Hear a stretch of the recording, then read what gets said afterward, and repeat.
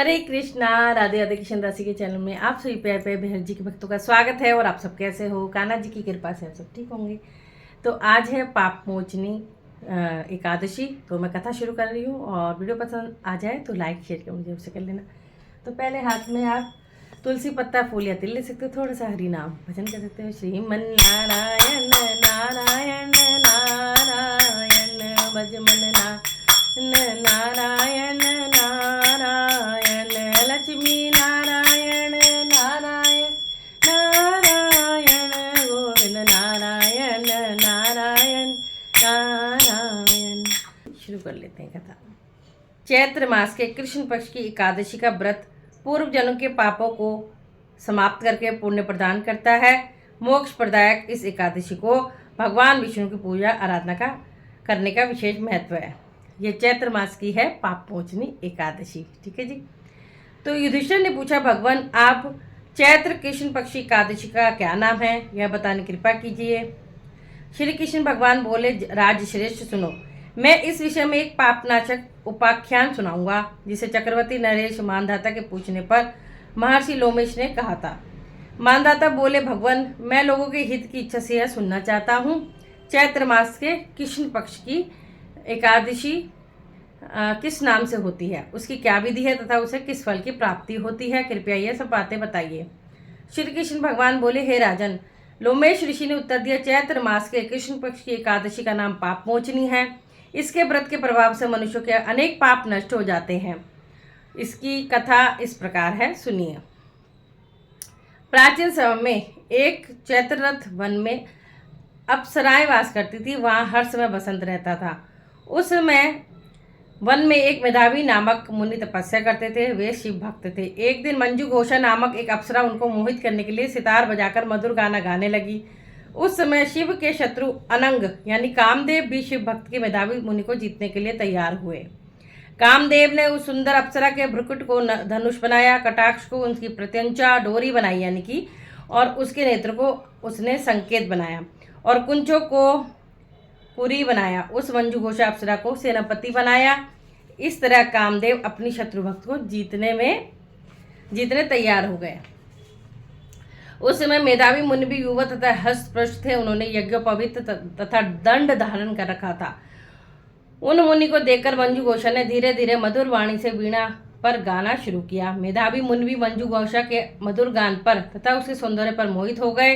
वह अप्सरा उन मुनि को कामदेव से पीड़ित जानकर आलिंगन करने लगी। वह मुनि उनके सौंदर्य पर मोहित होकर शिव रहस्य को भूल गई और काम के वशीभूत होने के कारण उन्हें दिन रात्रि का कुछ भी ध्यान न रहा।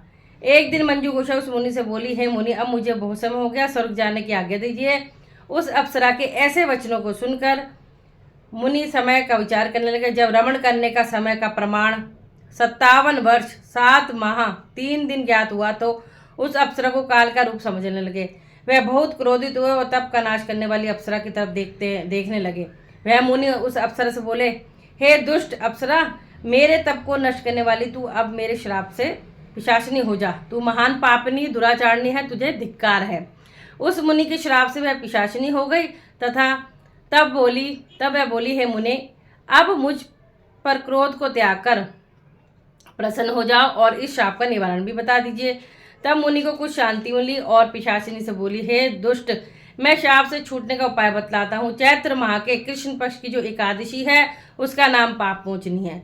उस एकादशी का व्रत करने से तेरी पिशाचिनी देह छूट जाएगी। इस प्रकार मुनि ने उसका समस्त विधि आदि बतला दी और अपने पिता च्यवन ऋषि के पास गए। च्यवन ऋषि अपने पुत्र को देखकर बोले, पुत्र, तूने यह क्या किया? तेरे समस्त तप नष्ट हो गए हैं। मेधावी बोले, हे पिताजी, मैंने बहुत बड़ा पाप किया है, आप उसे छूटने का कोई उपाय बतलाइए। च्यवन ऋषि बोले, हे पुत्र, तुम चैत्र माह के कृष्ण पक्ष को पाप मोचने की एकादशी का विधि पूर्वक भक्ति पूर्वक व्रत करो। वचनों को सुनकर मेधावी ऋषि ने पाप मोचनी एकादशी का विधि पूर्वक उपवास किया। उसके प्रभाव से उनके समस्त पाप नष्ट हो गए। मंजू घोषा अप्सरा भी पाप मोचनी एकादशी का व्रत करने से पिशाचिनी की देह से छूट गई और सुंदर रूप धारण करके स्वर्गलोक को चली गई। लोमेश बोले, हे राजन, इस पाप मोचनी एकादशी के प्रभाव से सब पाप नष्ट हो जाते हैं। इस एकादशी कथा के सुनने व पढ़ने से 1000 गोदान का फल प्राप्त होता है। इस व्रत के करने से ब्रह्म हत्या करने वाले, गमन करने वाले आदि के पाप नष्ट हो जाते हैं और अंत में स्वर्ग को जाते हैं। बोलो पाप मोचनी एकादशी की जय। तो चलिए ये सभी एकादशियों के नाम ले लेते हैं। उत्पन्ना एकादशी, मोक्षदा एकादशी, सफला एकादशी, पुत्रदा एकादशी, शर्तिला एकादशी, जया एकादशी, विजया एकादशी, आमल की एकादशी, पाप मोचनी एकादशी जो आज है, और अगली जो आएगी वो होगी कामदा एकादशी, चैत्र मास के शुक्ल पक्ष की। वरुधनी एकादशी, मोहिनी एकादशी, अपरा एकादशी, निर्जला एकादशी, योगिनी एकादशी, देवशनी एकादशी, कामिका एकादशी, पुत्रदा एकादशी, अजय एकादशी, परिवर्तनी एकादशी, इंदिरा एकादशी, पापानुकुशा एकादशी, रमा, प्रबोधनी, पद्मिनी और परमा एकादशी। तो राधे राधे सभी को। तो ये थी पाप मोचनी एकादशी की पट की कथा। तो अच्छे से मन लगा के आप सुनिए और व्रत धारण कीजिए।